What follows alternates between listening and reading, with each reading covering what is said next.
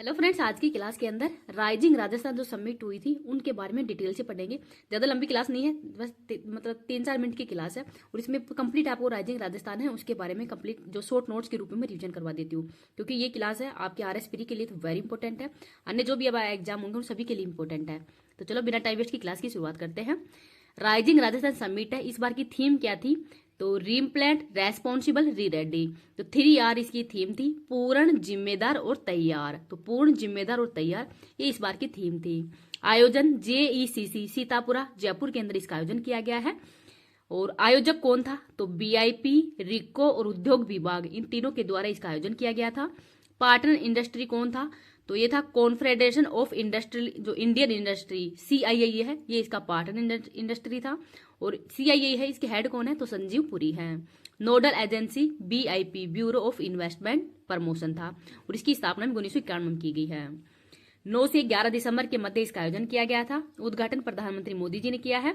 उद्देश्य है कि आगामी 5 वर्षों तक ही $350 बिलियन का निवेश करना इसका उद्देश्य है।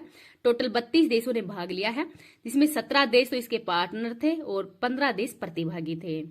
प्रधानमंत्री मोदी जी को ही चंदन की नक्काशी तलवार भेंट भी दी गई थी और इसके वास्तुकार थे विनोद कुमार जांगिड़, जो कि चूरू के रहने वाले हैं। और ये जो तलवार थी इसी में 7 भाग बने हुए थे। महाराणा प्रताप की मूर्ति, चेतक घोड़ा जो छलांग लगाती वो दिखाया गया है सेकंड भाग में। थर्ड में भामाशाह का चित्र है। फोर्थ में शिकार और फिफ्थ में घास की रोटी। 6 में विजय स्तंभ के बारे में दिखाया गया है। और जो 7वां भाग है उसमें हल्दी घाटी युद्ध के अंदर जो मानसिंह पर जो वार किया गया था प्रताप सिंह के द्वारा, तो वो दिखाया गया है 7वां भाग के अंदर। तो इनको भी थोड़ा याद रख लेना। प्रवासी राजस्थान कॉन्क्लेव का आयोजन 10 दिसंबर को किया गया है। MSME कॉन्क्लेव का आयोजन 11 दिसंबर को किया गया है। और MOU, तो सबसे ज्यादा MOU वो ऊर्जा के लिए हुआ है 35 लाख करोड़ का।